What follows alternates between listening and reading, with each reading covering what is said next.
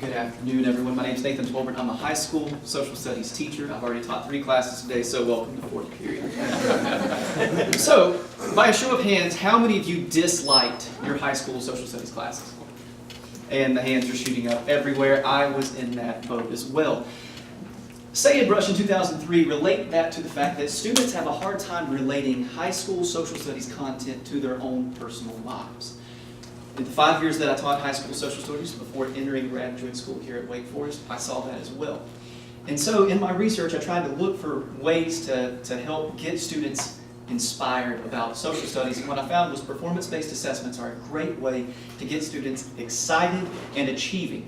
Right? Performance-based assessments is a manner of assessing students on what they know by them creating a product or having an experience rather than taking a multiple choice test.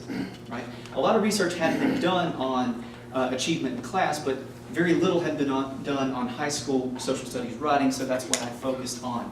My research was on the role of performance-based assessments on achievement and student attitude towards writing.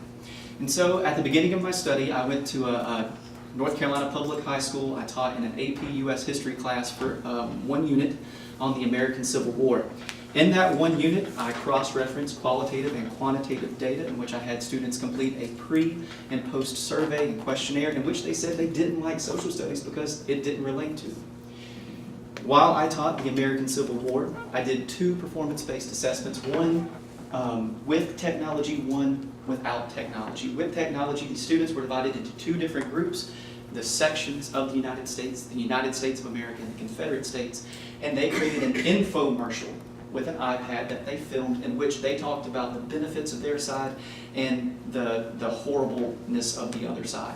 And the low technology students in their same sectional sides did research on historical battles and recreated those battles with paper wads.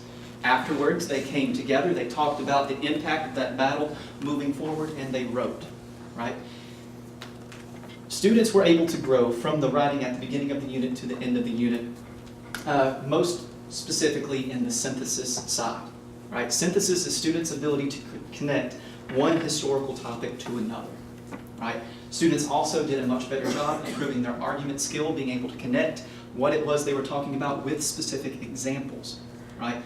6 of the 7 students saw an increase in synthesis, 5 of the 7 saw an increase in their score overall.